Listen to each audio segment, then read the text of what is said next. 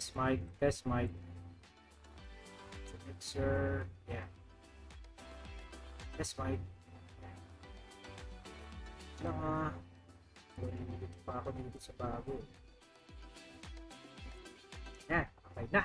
Yes. Okay, so let's start na. It's 9:15. Actually, 9:16 on my time. So let's start na. So the outline for today's stream is US stock market muna, if it's market news in Tagalog, and some ETF options kasi growth stocks or QQQ is not the best ETF for, sa mga nangyayari ngayon. It's best for you to be flexible on what's happening now. And then if we do have time, well, at the latter time we do talk about active trading sessions natin. Okay? So, hi RJ, elite pala ng bago tong bago tong setup ko sa stream sa OBS. Elite pala ng chats. Okay, so let's start. First, the intro. Hi, I am Sir Seth, your stock market teacher dito sa Pinas. My mission is to guide you sa tamang landas on investing and trading sa US stock market. So let's start. Let's start with the news. Open ko lang ang news. By the way, if you do have questions, especially on stocks, kasi pag lumabas na naman si SE, yung symbol, pero SEA. So check muna natin yung news ngayon, okay? Baka naman kasi bull run na. Maliit ba yung Let me know if maliit yung text. Kasi may chat ako dun sa dulo eh. Yeah, may chat ako dun sa dulo. Hindi ko lang masyado maliit sa screen or lalakayan ko pa. Let me know if it's readable. So first segment is stock market news. So what I do here is, let's see, stock market futures fall as Wall Street weighs Russia and Ukraine tension. So guys, may nangyayaring sa World War 3, I'm not sure. Sila lang yan. Pero damay si US kasi siyempre isa yan sa mga first world. Kasi yan sa pinakamalalaki at saka let's see.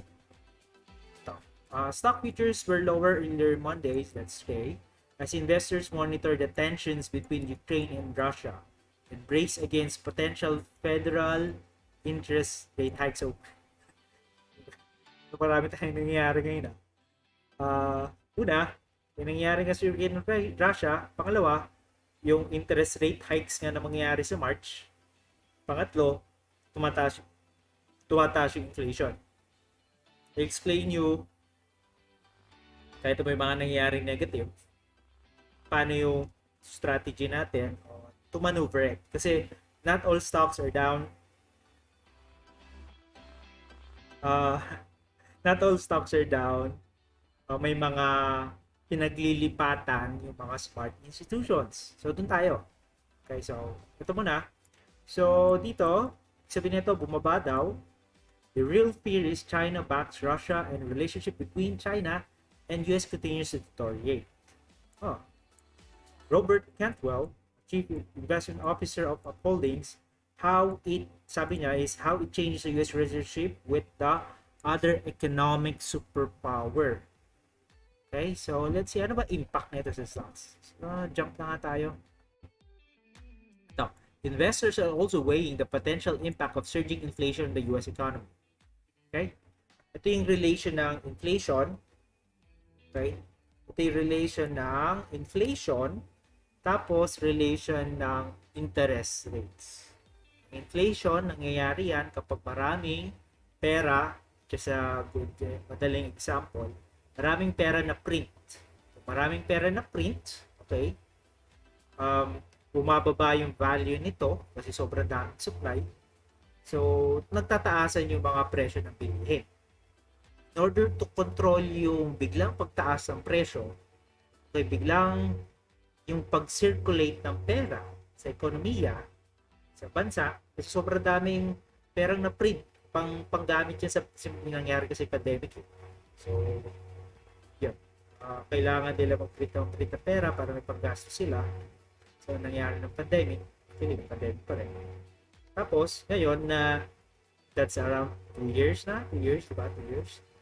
So, they need, since marami sila na print na pera, mataas yung inflation, mataas ang mga bilihin, in order to control yung pagtaas ng bilihin, natin yan, is they have to taasan yung interest rate ng BSP or ng Fed sa atin, BSP sa Pinas. Kasi pag tinaasan nila yung interest rate, bababa yung spending, okay? Mas makokontrol nila yung pagtaas ng presyo. And then of course, pag tumaas yung again, yung napag-usapan natin sa dating live, tumaas yung interest rate hike, tataas yung mga bank loan interest, tumaas yung bank loan is mas bababaan ng mga businesses and companies yung paglo-loan kasi taas ang interest eh. Bababaan nila yung pag-loan. Pag binabaan nila yung pag-loan, wala silang pera kung paikot sa business nila. Pag wala silang paikot, konti ang paikot ng pera sa business nila, mas babagal yung growth. And itong growth na to, ito yung tinatawag na mga growth stocks. Okay? So, again, sa mga bagong salta na nanonood, yung growth stocks, medyo negative tayo sa growth stocks now. Almost most of the investors, even big banks, big hedge funds, lumilipat ngayon sa value stocks. Okay? Sa mga di alam yung difference of growth stocks and value stocks, search on my YouTube channel. I do have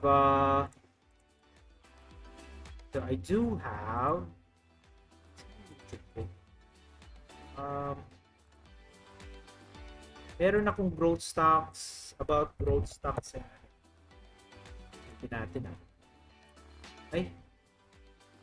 Okay.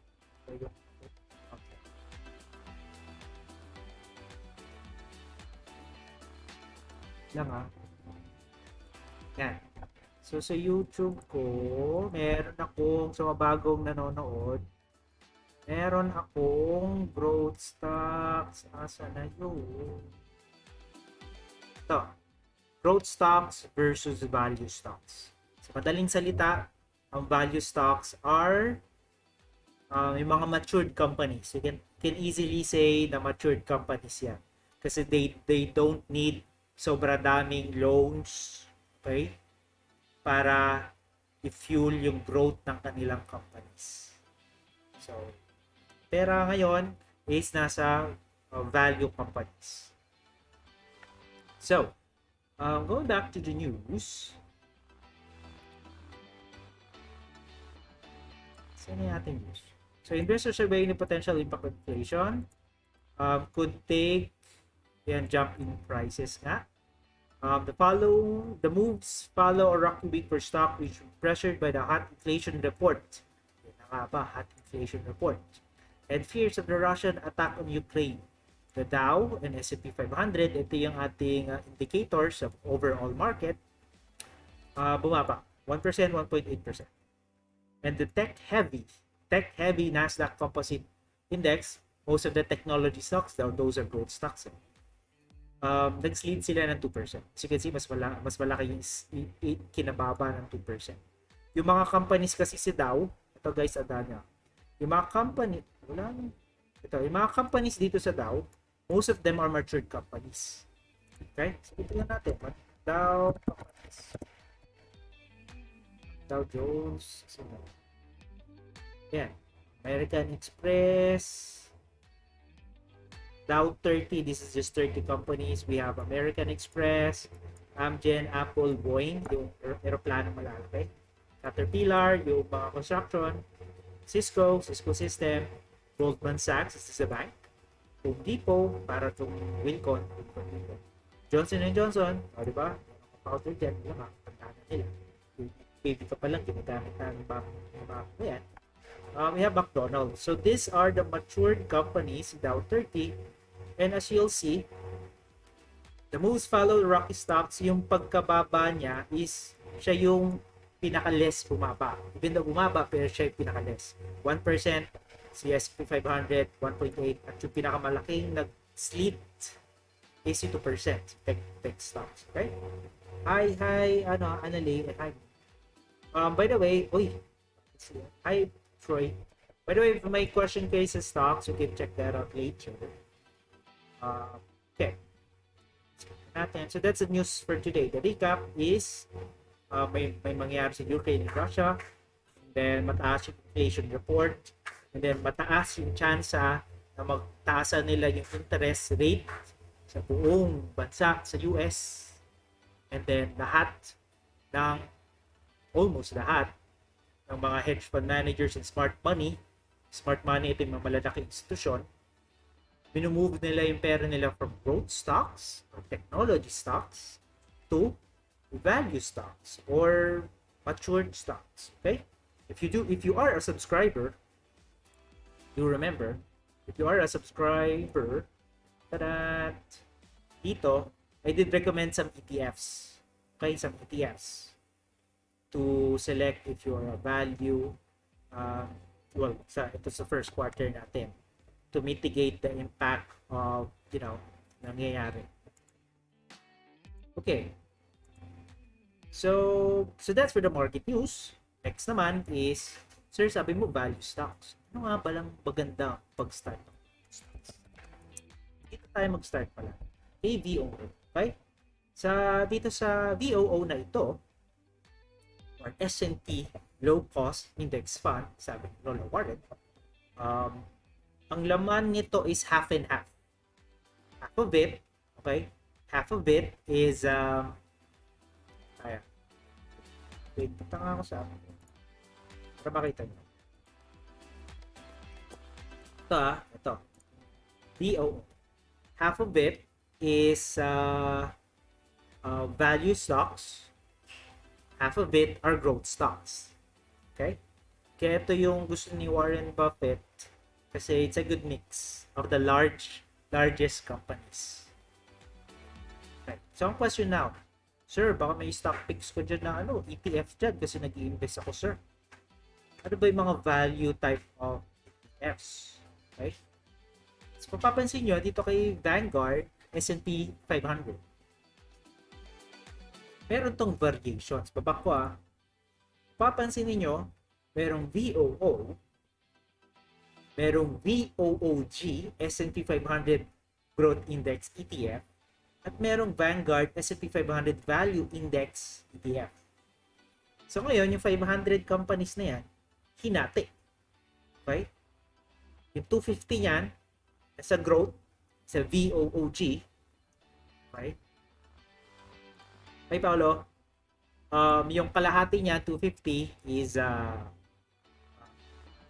sa value stocks. Okay? So, maliban na sa subscribers ko kasi, this one. Tada! Ay, wala nakashare. Yeah, tada! The subscribers ko, we do have exclusive investing plan kasi doon. And then I do share ETF options maliban sa generic ones. Pero for you guys, mga nanonood, you may wanna try VOOV kasi this is an ETF. Again, an ETF, it's a basket of companies na marami ng laman na companies that you can do dollar cost average strategy. Which means, we just continuously buy on the ETF, bumaba man or tumaas man, regardless kasi there will be a time na magtataas ang lahat ng stocks. You just need to be there at nakapag-impact ka na on your chosen ETF. Pag tumaas yun, para lahat taasan. Okay? Any questions sa nangyayari today? Sabihin nga natin.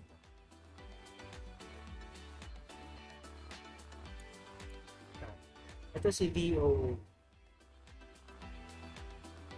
Invest in stocks, S&P Value Index. Focus on index return. Okay. High potential for growth investment. Share value rises falls more sharply than funds. Appropriate for long-term goals. Hindi naman ang companies nito. Ayun, makita mo to, Jason, diyan ka. Kasi yung mas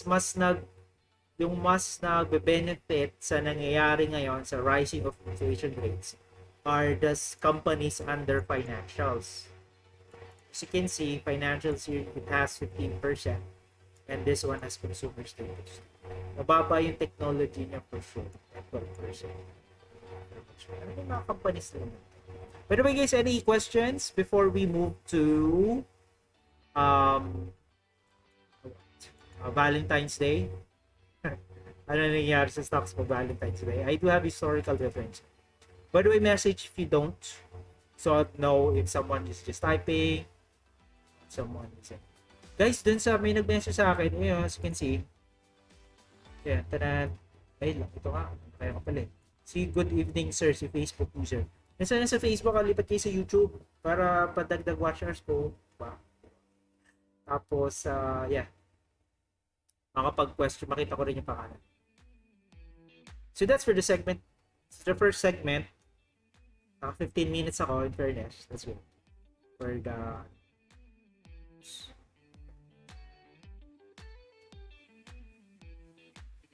okay, balik mamaya later to. Hindi ko makita. YouTube text. Lipat ko to dito. Sige, good question. Balikan ko yan mamaya, Hans. So ngayon, the segment for now, the topic now is what happens sa stocks tuwing Valentine's Day. So na yun? Yeah. Breakdown, stock market on Valentine's Day. Puso pa sa mga walang date dyan. Ayan na lang. Ito na lang mabibigay kasi. Some knowledge and then some.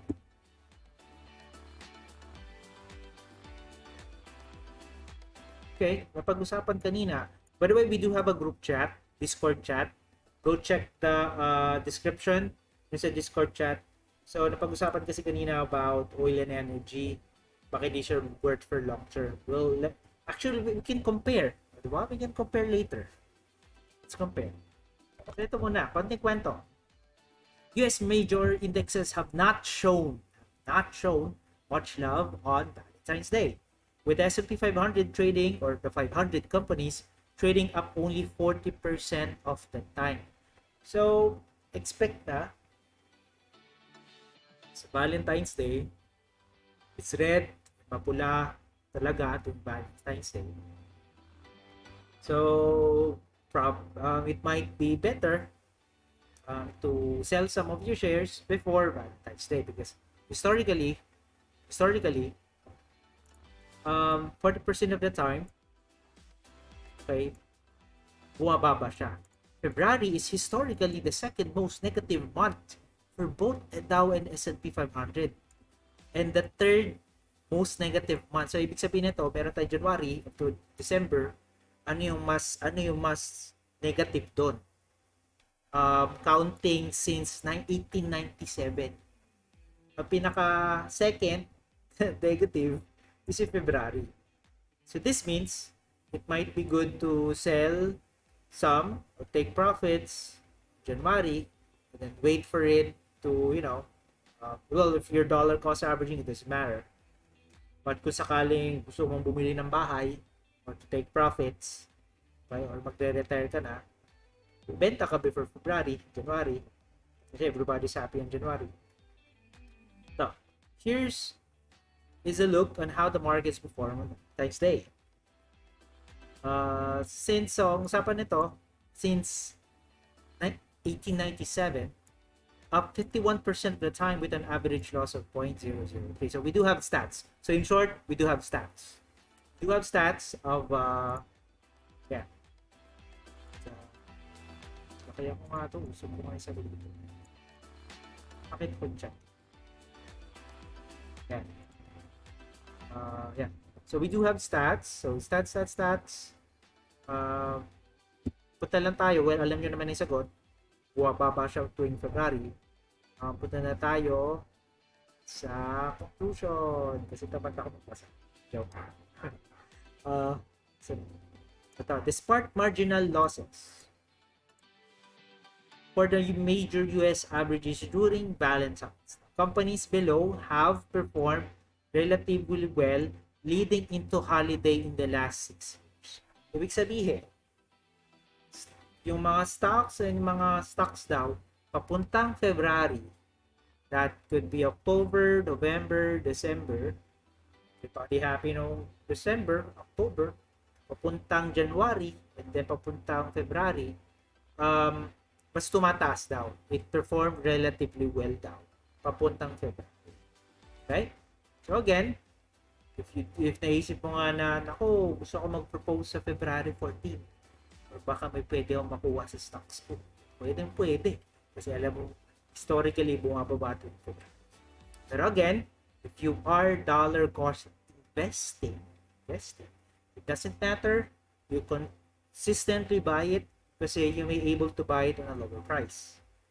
Right? So that's for the what happens to US stocks Valentine's Day.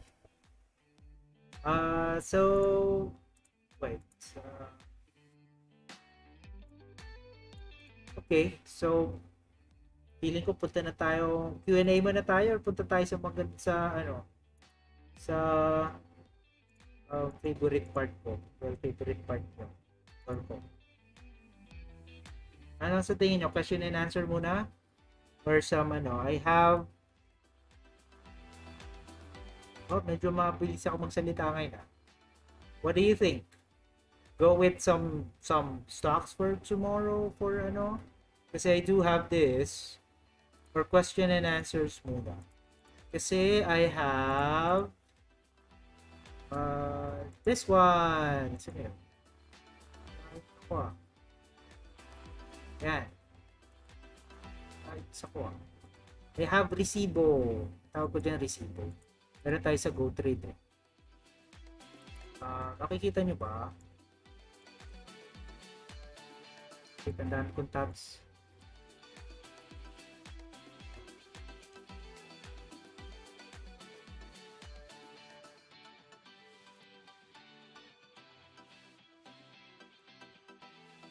Yan. Nakikita nyo ba? So, I have resibo. Binili last day. Yun, itong pinag-usapan natin. Tapos, nag-green siya. Binenta ko yung nabukasan. Nakikita nyo ba? Yun yung resibo natin. Meron tayo sa group chat guys. Sa mga hindi pa nakakasali, meron kami Discord group chat. It's on the description below.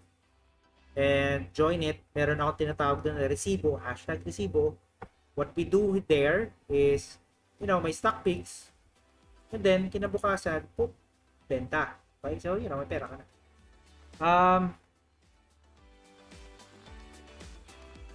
Benta mo na. Sabi ni Captain, until now sir, is it okay to sell some share of individual stock or it's too late na? Sell mo na, tagal ka ng binenta. Kasi dapat konti lang exposure natin if we're trading. If sabihin na exposure, benta mo agad, take profits agad. Yun na. Ito guys, tandaan nyo lahat. May green sa'yo, take profit mo na, lagay mo sa ETF. May green sa single stocks ninyo, take profit and ilipat nyo sa ETF. Kasi ETF is your yun yung halaman mo na pinapalago.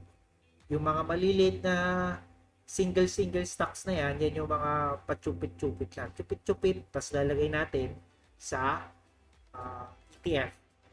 Okay? Yun ang pinapalago natin. So again, what question Q&A tayo? Or isa mga questions dito or should we go with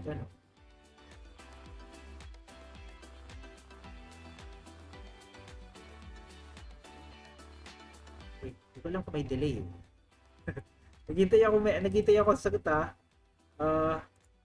do we question and answer muna? You recommend long-term trading? No sir.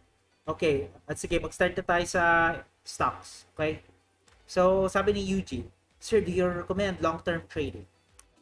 What happens on itong session natin now?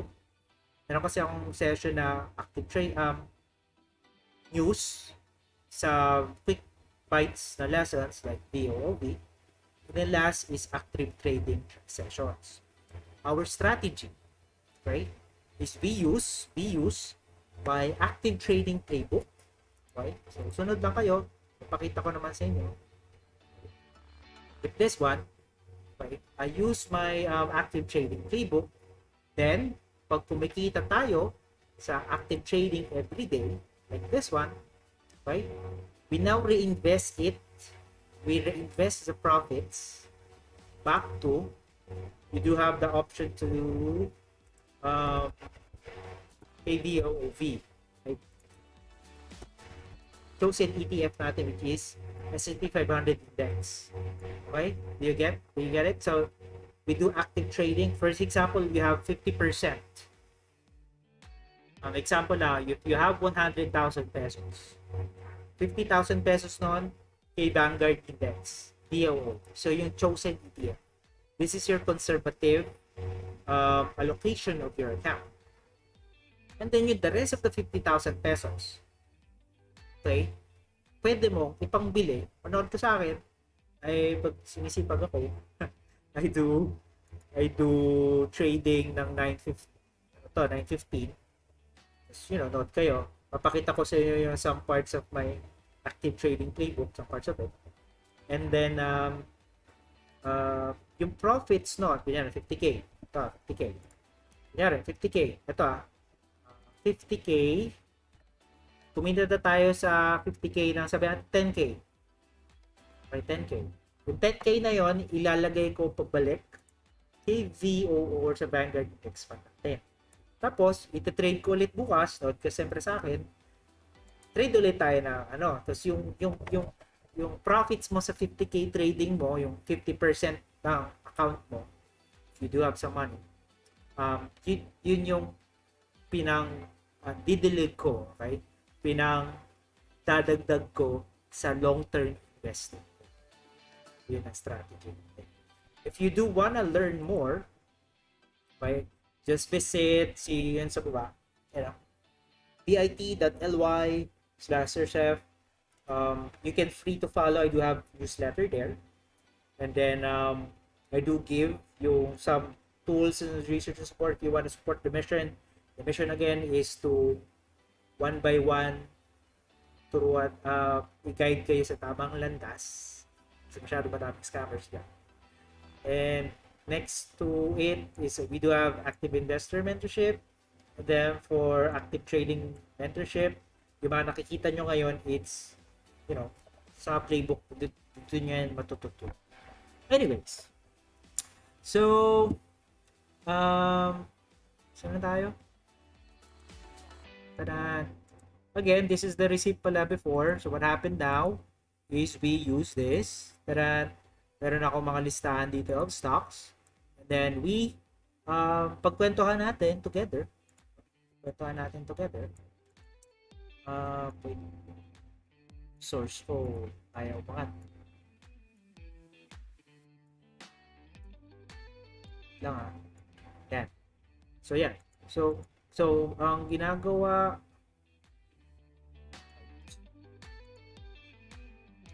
siya dito.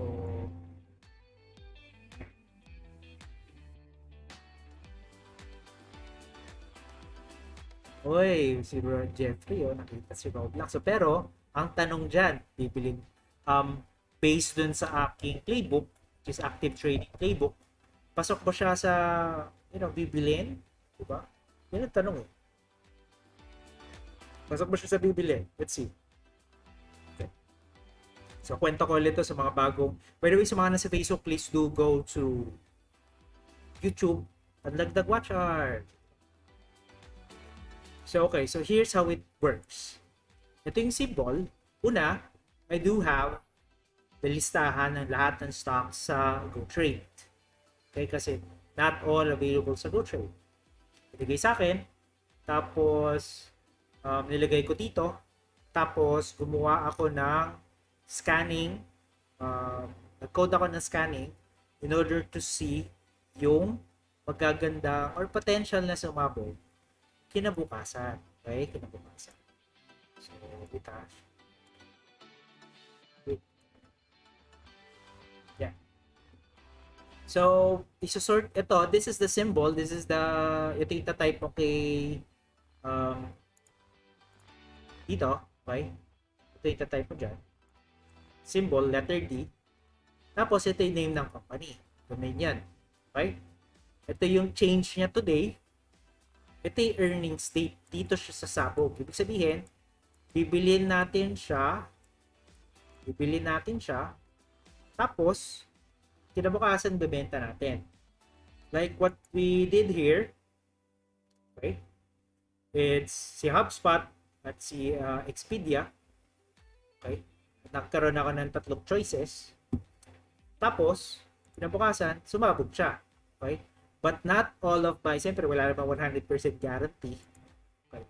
Trade what you can lose. Okay, kaya sinasabi ko, around 50%. Huwag lahat, huwag ka mag-all in. Okay? I do recommend na mag-testing ka muna. Note ko sa akin, testing ka muna. 20% of your portfolio. If you do have 100,000, then spend 20,000. Then the rest, lagay mo sa ETF na low-cost index fund. So, what we do there is, ito, namili nga tayo. Pero not all is tumatama ako, siyempre. Like this one, si Carlisle. Si Carlisle.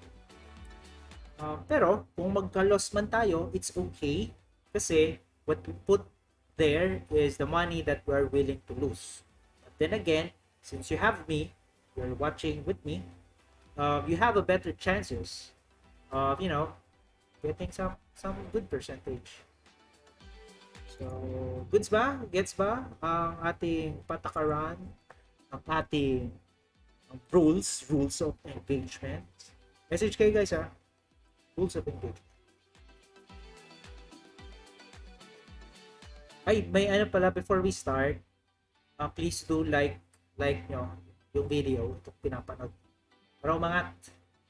Please do message dun sa baba if you did no na it's wala tubig.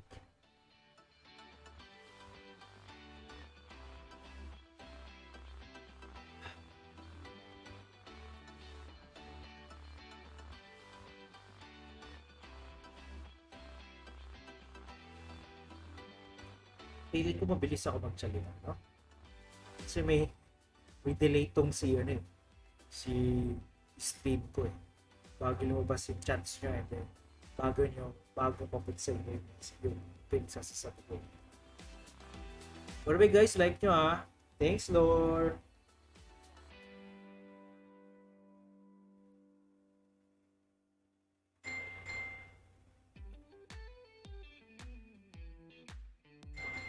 Oy, thanks Diana. Happy Valentines guys. Happy Valentines. Happy Valentines. Okay, so let's start. Hey, thanks RJ. Okay, so let's start na. So ganito ulit. Rules of sa playbook ko is titingnan natin. We do have the option to buy it. We do have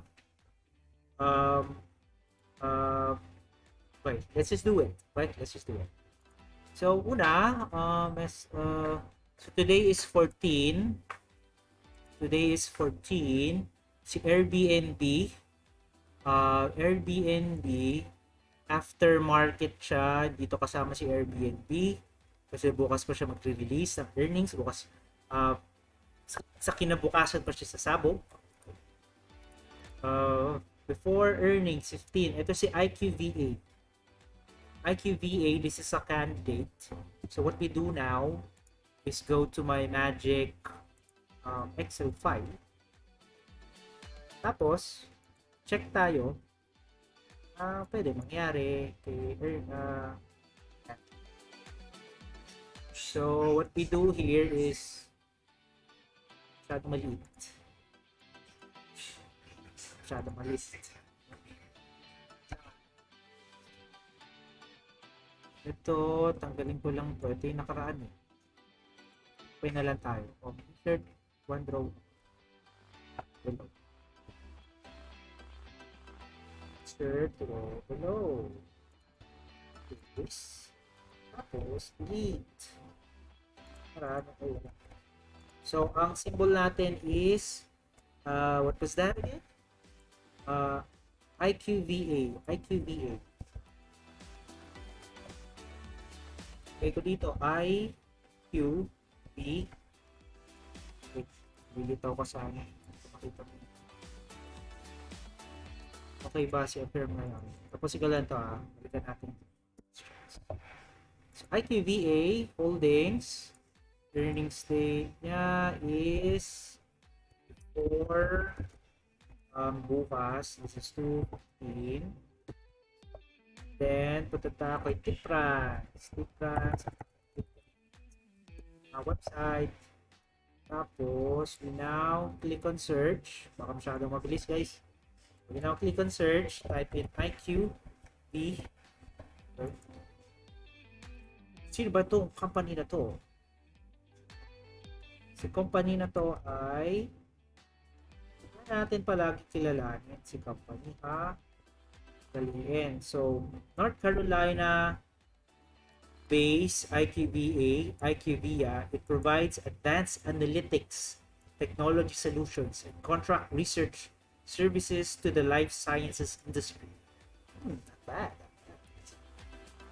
The company operates through segments: technology, analytics, research, development. Search ko na ito dati. Click now. Okay, so this is kind of good. It's technology. But we go to the news sentiment. I go to the bearish news kasi gusto kong walang bearish news bago sumabog bukas kasi baka pag may bad news, pwede siyang maisama sa announcement bukas. Bukas kasi mag-a-announce sila kung magkano kinita ang kumpanya for the past 3 months. Kapag may nakita akong bad news, baka maka-apekto sa i-announce nila bukas. So ngayon, punta ako sa positive news. Bullish means positive. Full week for insiders. Trading, get buying here. Some early this year. Name fortunes. Uy, IQVA name. Fortunes 2022 is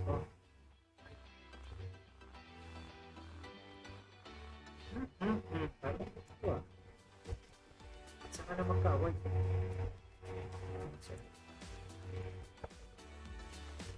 Wala siyang bear news. So, nililista ko dito, guys. Para madali ko makita. Ano ba yung price action niya last? So, tanong ko ngayon, so nakita ko na yung good news. Okay, nakita ko na yung good news. So, check ko naman. So, bukas, mag-a-announce sila kung magkano kinita nila. Kapag nag-a-announce kasi sila sa kumpanya nila kung magkano kinita, insider tumataas yung baba. Depende ko ano yung announce nila, kung kinita sila. Tanong ko ngayon, ano ba yung nangyari last earnings announcement nila? Earnings report. This is around October. Okay, ito bukas to eh. Makikita mo dito, bukas sila mag-earnings na magre-release ng news, pero nag-release sila dati. Gusto ko meron tong trend. Gusto ko last earnings report nila, nag-positive din sila or positive yung report nila. Kasi pag positive yung kinita nila last earnings report, which is October 21st, 2021, highly likely, it may be, na mas kumita din sila ito bukas. Okay? This quarter. Para accounting yan, may quarter-quarter. Wait check ko lang. Okay, so ito guys kwento. October 21, okay? Yung presyo October 20, ito, $251. Okay? No, October 21 nag-release nag-announce sila, mga kababayan, ganyan. IQV stockholders, ito yung kinita namin. Okay? Kumita kami. Parang ko sinabing kumita kasi umangat siya ng 2.14%.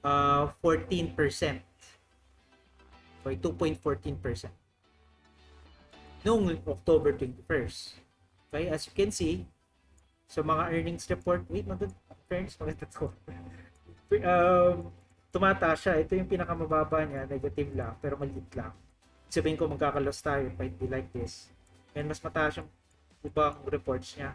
6% with 4.91. Kita niyo yan guys. Walang bad news. May historically tumataas yung stock every release ng news. So, ang rating ko dito is, ito ang tatandaan nyo guys ha. Gusto ko, may bumili ng stock last time eh. Pag buy ba sir, mas okay ba 1 share fractional? Regardless. Depende sa sabi ni RJ ito. Pag buy po ba, mas okay po ba ang fractional or 1 share? Regardless, kasi what matters is gaano kadami based dun sa total laman ng account mo. Kunyari, may 100,000 pesos ka dyan. So, wag mo invest 100,000 pesos lahat. Dapat is either kalahati or either 20% lang. Okay? So, regardless. So, ito, gusto ko. Okay, so next natin. Tingin ko na nga. Saglit Tingin ko lang.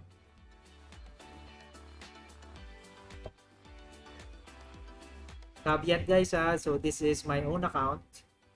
You do it's up to you if you wanna follow, but it's what I do.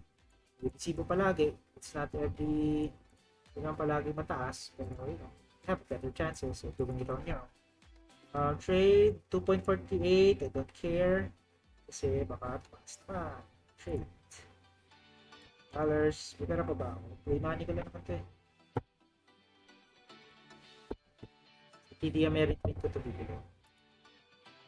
$3. Laro natin. Tap to unlock bragging rights. Sige nga. Wait, say. Hindi ko masishare sa app kasi. Anyways, so going back, hanap ulit tayong stocks but ganito ginagawa natin instead of nakipag-date ka dyan tapos quiet pa lang yan, hindi kumita ka pa. Anyways, IQ Roblox is bukas pa to man. Hindi to candidate ngayon kasi magre-release siya ng report after market hours bukas. So bukas natin babalikan to kung pwede natin bukin by bukas pa. We now have Well Tower. Ito candidate. Ay, by the way guys, ito di ko na share. Itong predictive move, ibig sabihin nito, ito yung potential percentage na pwede siyang umangat or bumaba. Okay, umangat or bumaba. Right? So si IQVA, this has a special math out there. This is trademark from Ethereum Management. Pwede siya umangat ng 7.84% bukas, or pwede siya bumaba ng 7.84% bukas. Right? So going back, si Roblox, laki 17%. Pero pwede ito bumaba, depende sa risk appetite niyo. Going back, Well Tower, kasama si Well Tower, kasama si Cerner, dito actually isa lang. Ito ba? Isa lang yung stock picks. Isa lang Yun, bukas ulit. For bukas, check natin si Roblox, si Well Tower, tsaka si Yeah. Okay. So, any questions before we move on sa questions na Q&A, and then, we end the stream with the Q&A. Pili ako ng konti.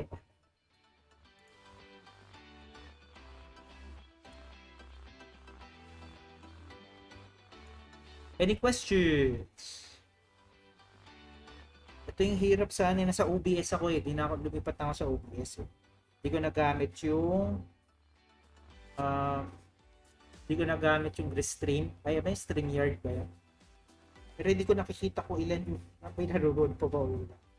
Hindi ko alam kung may nagtatanong or ay hindi ko alam kung may nagtatanong ba ako sa inyo na sumagot kayo. Can I the dog? Sige. Sige. Yan, guys, mas maganda interactive guys. So please do para di ako dadaan. Sige, Q&A. From sige, pa-repost nung questions nyo para makita ko yung mga nanonood. Thanks, Franklin. Palike ka. Guys, palike ulit sa mga hindi pa nag-like ka. So, most recent question. Guys, pa-repost nung mga nauna para pakita ko. Any insights kay Affirm? Ano symbol ni Affirm? Pwede na po ba bumili ngayon ng stock? Ano yung bibili ng stock? Sabi ni Maricar, pwede po bumili ng stock. Ano yung bibili ng stock? Bumili ako ng IQV, Nvidia, and it was, sige. Nvidia, tayo Kasi Nvidia, pagkakaroon siya ng earnings report ulit. Ito yung pinaka-favorite natin. Earnings report. Kasi dyan sumasama mga stocks. Right? Si Nvidia, even though it's a growth stock, okay, may mga kapag may catalyst kasi regardless of what's happening in the market, tumataas siya. Pero kay Nvidia, as you can see it here, negative 7% siya kasi nga it's a growth stock, bumaba siya. Again, ang pinakapayo ko is lahat ng growth stock ninyo, pag naka-break even kayo or mga manageable na yung loss, 1%, 2% loss, well, caveat of course. But for me, try, benta nyo na, ilipat kayo sa VOOV or sa SCHD or sa VOO sa mga ETF kasi yun yung safe haven. Nasa rocky moment tayo ng stock market, but it doesn't mean na di tayo mag-invest, we still invest. Doon muna tayo sa so Nvidia. So it's a growth stock. I highly suggest, even though it's good, I highly suggest to move it to value company stocks. Going to the new sentiment, we do have bearish news. Naku, sama siya. Ukraine tensions, inflation boosts cheap stocks even lower. Cheap stocks. Okay. Si Nvidia kasama dyan. Bad news. Yes, ay, damay na damay siya sa Ukraine conflict, man. Kasi, it's a growth stock. Okay, it's a growth stock. Yeah, it's a growth stock. So, damay na damay siya. Bullish news, baka na mas maganda yung bullish news. Let's see. 3 things to watch the stock market. Nvidia set 2 earnings. What's in store? Ilan to? February 16. Right? Sa February 15, manood ka ng YouTube live. Sinig ka na si Captain. Kasi dito natin makikita, bibilin ko siya one day, bibenta ko siya one day. Dito ko na yung makikita kung tatalon siya. Si Nvidia. On February 16. Ayun, so that's it. Insights ko dito is, siyempre, even though pwede siyang sumabog pataas or bumaba ng February 16, iwas mo na sa growth stocks, di pa tayo sa value stocks. Next question I have is saan na yun? Affirm, AFRM. Kanina ba natutunan ko sila yun? Actually, kay T-Pranks, pwede na ako mag-search eh. AFRM. Si AFAM. Joke. Yun yung sa joke lang. It's Affirm. Sino ba to? Holdings company? Wait, kilalanin ko lang kung sino to So,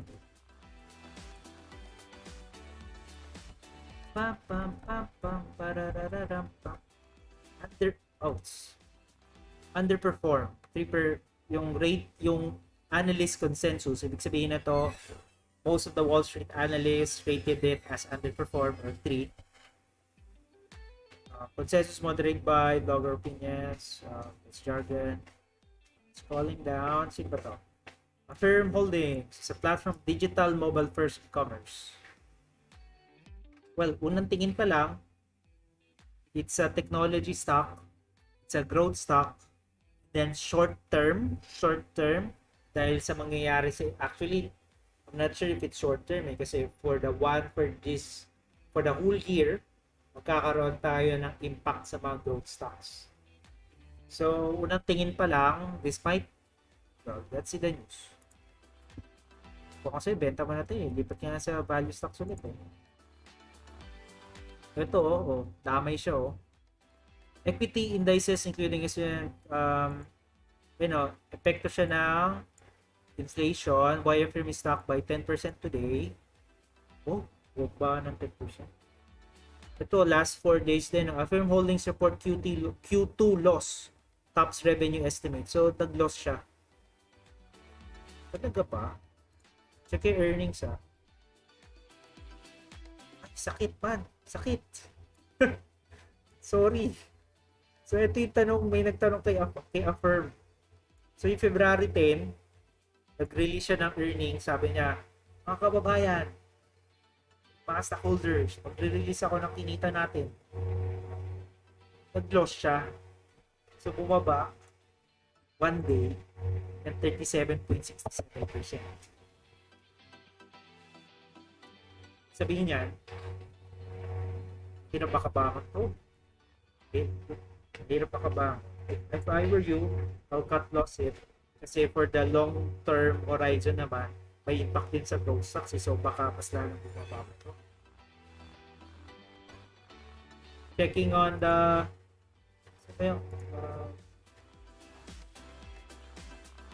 chart.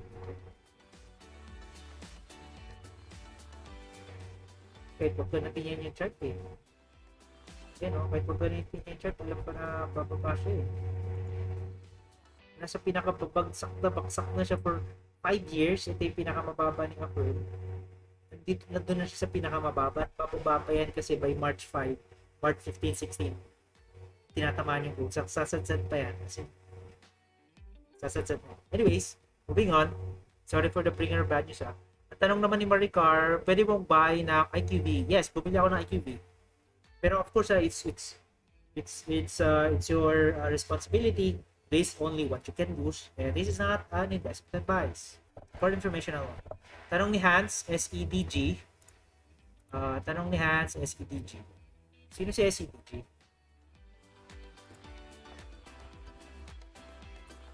Bilis ko magsalita, no? So, pahabol si Jeffrey. Mga chip maker companies po yata dami sa conflict dahil may material. This is nice. Okay, so this is, I'll double check this. Pero if tama si Jeffrey na yung materials kasi most of them is nasa Russia, Ukraine, or sa ibang bansa.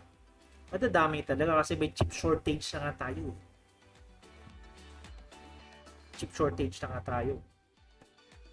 Yeah.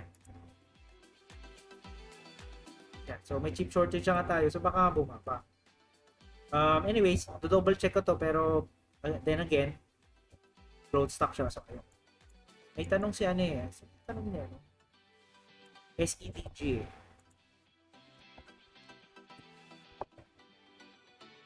Ano yung symbol? Ayun mo kasi.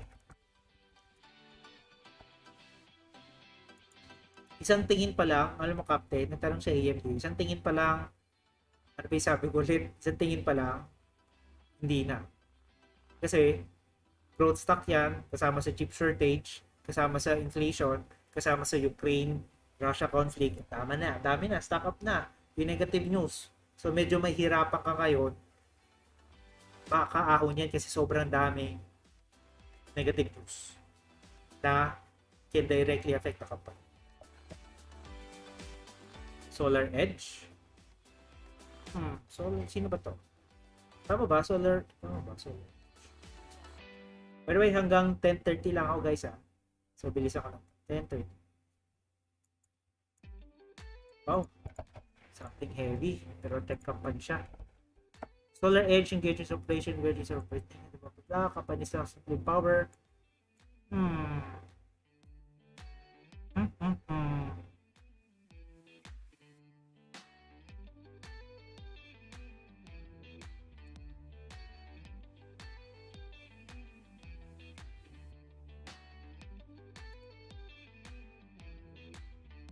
I-check ko lang guys. Kailan earnings na to? Wala pa siyang announce earnings eh. Wala pa siyang announce earnings.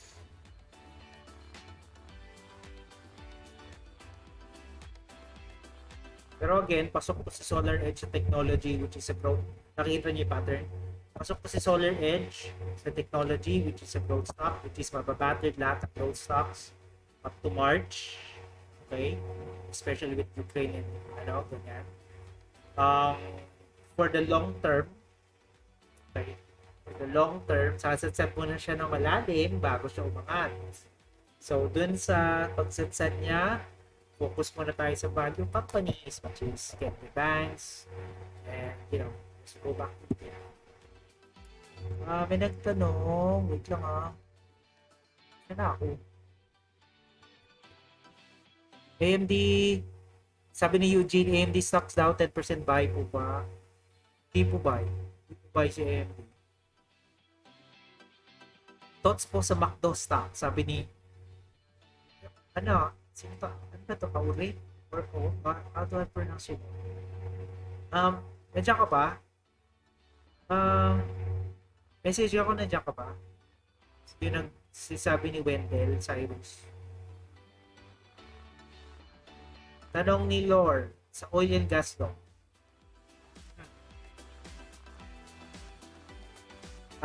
Mali. Kala ko bago ka eh. Kaya pala. Sige, balik tayo kay McDo. McDo.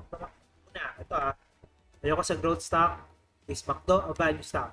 Yes, McDo is a value stock. Okay? So again, ito gusto ko na siya kasi McDo. Stock siya, bibigay ito ng dividends. Pero pang trade ba ito? Pang trade, hindi siya pang trade. Hindi siya pasok sa aking active trading playbook. Okay? Hindi siya pasok sa active trading playbook.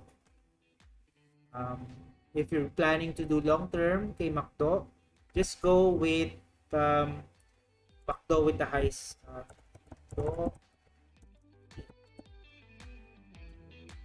ito, XLY. Okay?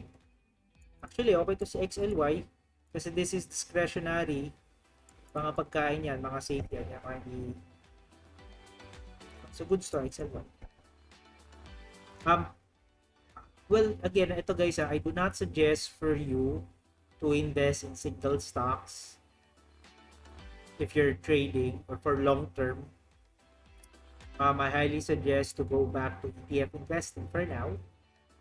Sa single stocks, mahirap makaahon pag sumansat na masyadong malalim. Okay? So for this is for ETF. I'm not able to suggest for you to buy it. Go ka na lang sa ETF na McDo if you want to, which is XLY. Okay, meron yan sa Gotrade. McDo. Well, ano pa yung gusto mo pala kay McDo? Wente. Dividends? Oil and gas, tanong ni Lord. Maya na yan. Yung madadali mo. Pa-check. Sabi ni John, nandiyan ka pa? Message ka na John ka. Nandiyan ka. Sabi ni John, sir, pa-check yung NLY. May update na ba sa ex-dividend date? Dividends.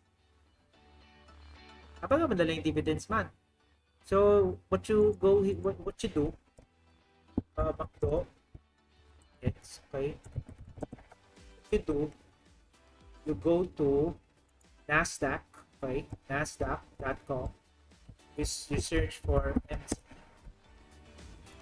MCD. And then, ito na lang abangan mo yung XDIV. Ito yung abangan mo. May XDIV siya ng February 28. Ibig sabihin, huwag mo bibilhin. Out ka muna. Out. Bilhin mo siya February 27. Tapos benta mo ng February 28. Pwede pasok ka na si dividends, hindi mo pa mararanasan yung babataas ng stock. Tapos abang ka lang dito, okay? Abang ka lang dito to, you know, para sa next 6 days. Kasi nangyayari dyan, kapag binibili mo, tapos binibenta mo kinabukasan, naiwasan mo yung baba at babataas ang tayo. Tsaka meron ka ngayon free cash to buy more dividends sa ibang dividend companies. Um, ex-dividend, John, if narinig mo, if nandiyan ka pa, let me know para sagutin yung tanong mo. Tanong niya is NLY. AMD sir, tanong ni Captain. No. PayPal sir, down. Technology stock. Ay! Parang, sorry, parang bringer bad news ako. PayPal, may nangyari masama. May bad news dito. Kakarinig ko lang. Kasi pasok siya sa okay, so news. Mapapansin nyo guys, di ako nagtitingin sa charts. Actually, second criteria ko na yung charts. Kasi bago gumalaw ang charts, gagalaw mo na yung catalyst or news. Lahat ng movement sa charts, sa news, nanggagaling. Okay.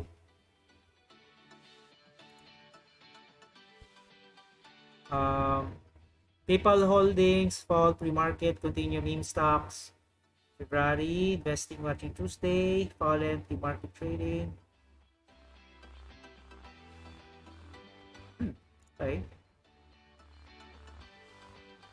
Buy these two growth stocks on the dip. Pag may nababasa kayo dito, okay, wag, it doesn't mean na bibilin nyo ngayon, bibilin nyo kapag tapos ng inflation, interest rate hikes. Kasi pwede ka bumili ng growth stock, tapos bababa pa kinabukasan. Kasi the dip na nakikita mo now doesn't mean the end of the dip. It can, you know, mas lumalim.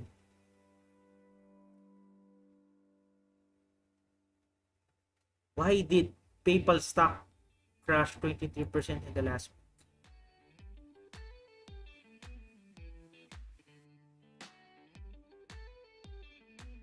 Basta ako mabilis, sorry.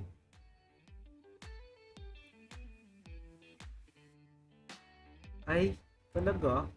Investors these days have almost zero tolerance, even for minor disappointments. Determination of PayPal's operating agreement with eBay. Bawas ang revenue yan. PayPal is, it's down from 59%. So yun pala, bumaba siya. Okay, bumaba siya eh. Check ko yung chart ha. Again, this is a growth stock ulit. Trying to break even or sell. Kasi, check ko muna sa stocks. Chart. Oy, chart, lumabas ka dyan. Chart. Let's see. Ay. Oh no. Kita nyo to? Ito siya. Yung pinaka-bottom niya. Okay? Nandun na siya. Nandung levels na siya. Makikita nyo? Kung yan, ito, dito. Itong level na to. Almost nandito na. So, pag ito, sumadsad pa incoming this week, o 2 weeks, pag bumaba pa siya ng $97, bumaba siya $97, pwede siya sumadsad ng mas malalim. Unless, magkaroon siya ng bagong partnership na kapalit ng eBay. Kasi alam mo sa PayPal, marami ng marami ng competitor si PayPal eh. Dati sila lang on international, ngayon may TransferWise na, meron ng Stripe, diba? Sa Pinas, meron na siya. So hindi na siya, yung market share niya, si Shopify pa. So again, medyo ingat kay PayPal. So, kung gusto mo talaga si PayPal, abang ka nang may bago silang partnership. Kasi hindi mo na mababalik na walang possible earnings sila without eBay. I have 10 minutes more guys. Kasi mag-trade ako. Si John NLY. So John punta ka sa Nasdaq.com. NLY. Okay? So, after NLY, you go to this one. So, next niya, wala pa siyang next na dividend date. Pero what we can do, we can estimate when could it be based sa dati niya ex-dividend date. So, it might be March 30, 2021 sa NLY. Okay? Hi, Jasmine. Late. Kaano? Joke. Question and answer portion pag na may maganda akong kinuwento tungkol sa Valentine's Day, replay mo na lang. Saan tayo? Tanong ni Captain, after hours po ba release yung IQV o bukas pa? After hours ngayon. So bukas sa Sabo. Hormel Foods. Symbol ni Hormel Foods. Melan. Dividend ni... okay, nasagot na kita. Thanks. ABBBBB. Ano symbol ng ABBBB? Pwede po ba mag-buy? Okay. Ano symbol ni B? ABB. Christopher Ronquillo. Siguro, this might be the last question. Reply ka, Christopher Ronquillo. By the way, guys, okay, ito ginagawa natin, this is part of my active trader mentorship. I do have active trading playbook. If you wanna, sumabay, I do have this one. The style this is kahit sino pwede sumali. The style this i-outline ko kung saan yung knowledge mo. And then we create a study plan. Okay? And of course, it's very mura, pero depende sa inyong capacity to learn. Pwedeng mapabilis, pwedeng tumagal, pero the purpose is for you to fully grasp the active trader playbooks ko and how you do things. Siyempre, sabay nyo mag-trade. And then, of course, sa mga busy na tao, meron tayong active investor. Ito yung mamili ng single stocks every week. Again, this is mamili ng single stocks every week. This is itong ginagawa natin din. Ganun sinabi niya. Road to 7 digits. HRL. Last question, HRL. Si din sumagot Christopher, pag na-jump ka, sabihin mo sa akin yung ABBB para masagot ko. For we end the stream. Wait, gusto ko yung tanong ni Melan. Para guys, sa mga nanonood pala, may nakalimutan ako. Pinakamahalaga sa lahat. Subscribe pala kayo pag hindi pa kasi baka may delay baka bukas. Tapos like nyo, please press like. And tanong ni Annalie, mabilis na sagot. How many ETFs are recommended for us newbies? One ETF. If one conservative ETF, which is either 100% of your portfolio until mahit mo yung 1 million or 100,000 pesos. Kung gusto mo mag-play around, 20% or 30% or 40% of your portfolio can be sa isa pang ETF na aggressive.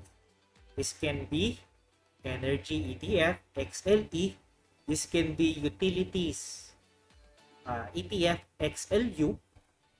Okay, XLU. Or this can be Financial Sector ETF, which is XLF. Huwag kay QQQ muna at wag sa growth stocks. Okay? Thanks, Jasmine. So, ito, wait. Gusto ko itong tanong ni Melay. Tanong ni Melay. Sir, paano yung active trader? Okay. So, active trader, style ulit niyan, per month. Okay? $25 a month. How much is that? Let's see to HP. 1,283 per month. Right, diba? Pag courses dyan. 1,000, 10,000, 500,000 pesos. Tapos pag nabili mo na, kalimutan na. Ganyan. Ako, ang mission ko is i-lead kayo sa tamang landas. How it works, this is a little bit different. How it works sa session 1 natin, okay, we'll try every week. Session 1 natin, we'll do a knowledge assessment kung nasa ka. We'll do outline based sa yung knowledge assessment. And then we do goal setting. Kunyari, Melay, gusto mo makaabot ka ng 1 million. Gusto mo matuto ka ng charts. Gusto mo magkaroon ka ng win rate of above average. Okay, we set now. Based sa goals mo, set an outline, we set a strategy workshop, okay? So, ito yung gagawin natin every week. Siyempre, pag di mo pa alam yung MACD and some of the indicators, tuturuan kita.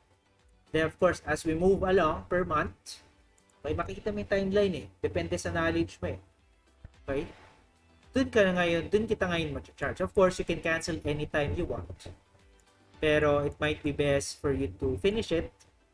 If, for example, tapos ka na pero kailangan pa rin na hands-on, kasi trade tayo, sabay tayo, you can continue with this.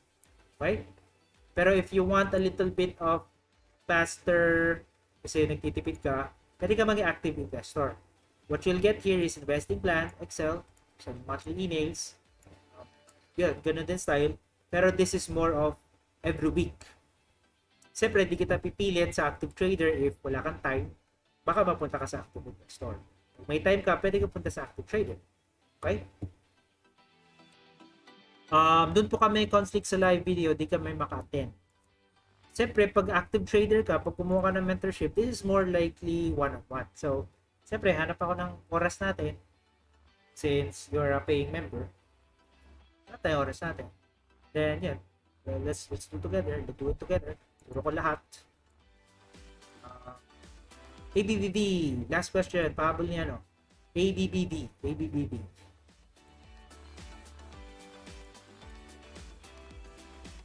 Nala ko to health company to Ano mo dito, idea mo dito? Long term ka ba dito? For dividends ba to, Christopher? Or do you wanna get out? Para I know kung ano yung sasabihin ko. When and where to get out. Check ko lang mabilis.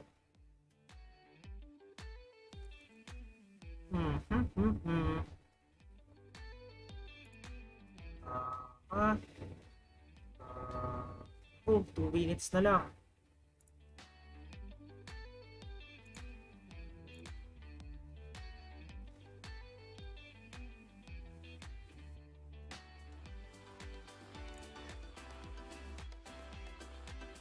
Not bad.